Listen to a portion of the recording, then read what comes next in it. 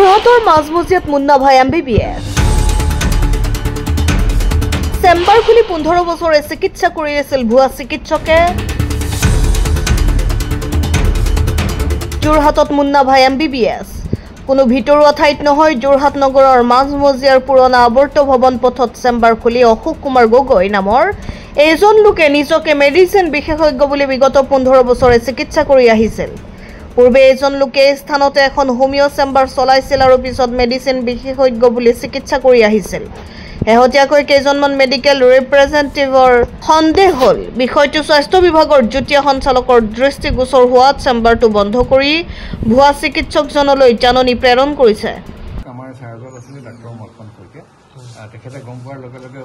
অতি শীঘ্ৰে তেখেতে গোটেইটো এটা সৰজমিন তদন্ত এটা তেখেতে কৰি পেলাই এই তদন্তটোৰ ভিত্তিত তেখেতে 8/7 এখন তেখেতে নোটিছ এটা জাৰি কৰে যে তেখেতে ইমিডিয়েটলি এইটো ক্লোজ কৰিব লাগে আৰু একচুৱেলি তেখেতে MD মেডিচিন হিচাপে তেনেকৈ দিয়া নাছিলে তেখেতৰ আছিলে হেনিমেন হোমিও ক্লিনিক প্ৰথমতে সেইটো হিচাপে তেখেতৰ ৰেজিষ্ট্ৰেশ্যন আছে হোমিও ক্লিনিক আমাৰতো ইয়াতে যিটো CA প্ৰভিজন আছে ৰেজিষ্ট্ৰেশ্যন নাম্বাৰ এইটো ইনষ্টিটিউশ্যন আমি লগে লগে টাৰ্মিনেট কৰিছোঁ যি নহওক লাগিলে হোমিও হওক বা যিয়ে নহওক হোমিও বুলি কৈ পেলাই এতিয়াতো আপোনাৰ সেইটো কৰিছে লগে লগে 8/7 আমি এইখন টাৰ্মিনেট কৰিছোঁ তেখেতৰ যিটো ৰেজিষ্ট্ৰেশ্যন আছে এটা সপ্তাহৰ ভিতৰত নথিপত্ৰ দাখিল কৰিব নোৱাৰিলে বিভাগীয় ভাবে আইনগত ব্যৱস্থা গ্ৰহণ কৰিব আপোনালোকে জানে যে আমাৰ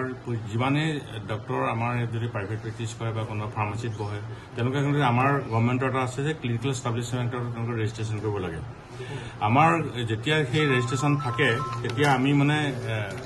জানো যে সেই ডক্টৰজন ঠিকে আছে কিন্তু আমাৰ এটা কমপ্লেইন এটা আহি গ'ল আমাৰ ডক্টৰ্ছ ক্লাব আছে ডক্টৰ্ছ ক্লাবৰ পৰা এটা কমপ্লেইন পাইছিলোঁ যে সেই এখন প্ৰেছক্ৰিপশ্যন এখন শ্বেয়াৰ কৰিছিলে সেই শ্বেয়াৰ কৰাৰ পিছত তেতিয়া দেখিলোঁ যে হয় সেইজন ডাক্তৰ আজি কিছুদিনৰ পৰা আমি নামটো দেখি আছিলোঁ 2এখন আমি প্ৰেছক্ৰিপশ্যন পাইছিলোঁ কিন্তু আমি তেতিয়া যেতিয়া ডক্টৰ্ছ ক্লাবৰ পৰা সেই কথাটো আহি গ'ল তেতিয়া আমি ইমিডিয়েটলি আমাৰ এটা টীম লৈ পেলাই আমি গুচি গ'লোঁ সেই তেওঁৰ চেম্বাৰটোত গুচি গ'লোঁ আৰু চেম্বাৰত গৈ দেখা পালোঁ যে তেওঁৰ গোটেইখিনি বস্তু যেতিয়া ডকুমেণ্টছ বিচাৰিলোঁ তেওঁ কোনো ডকুমেণ্টছ ছাবমিট কৰিব নোৱাৰিলে ছাবমিট কৰিব নোৱাৰাৰ পিছত তেখেতক অফিচলৈ মাতি আনিলোঁ মাতি অনাৰ পিছতে তেখেতক ক'লোঁ যে হয় আপুনি ছাবমিট কৰক নহয় আপুনি ক্ল'জ কৰক চেম্বাৰ হয় আমি সেইটো ছাবমিট কৰিব নোৱাৰিলে সেইকাৰণে আমি তেখেতৰ চেম্বাৰটো আমি ইমিডিয়েটলি ক্ল'জ কৰি দিছোঁ আৰু তেওঁৰ যিখন আমি আগতে ক্লিনিকেল ষ্টুডেণ্ট এখন হেমিঅ'পেথিকৰ কাৰণে এখন দিছিলোঁ সেইখনো আমি তেওঁ মিছ ইউজ কৰাৰ কাৰণে আৰু তেওঁ সেইখনো অলৰেডি কেঞ্চেল কৰি দিছোঁ আৰু যদি কিবা ভৱিষ্যতে যদি তেওঁ লাগে তেতিয়াহ'লে তেওঁ আকৌ নতুনকৈ ছাবমিট কৰিব লাগিব তেতিয়াহে তেওঁক আমি কিবা হোমিও হিচাপে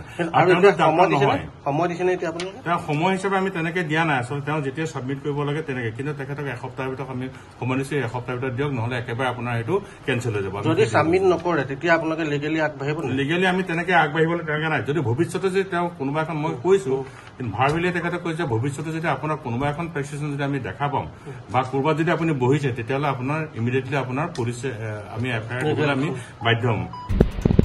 যোৰহাটৰ পৰা পৰাণ মেধিৰ ৰিপৰ্ট অসম টাইম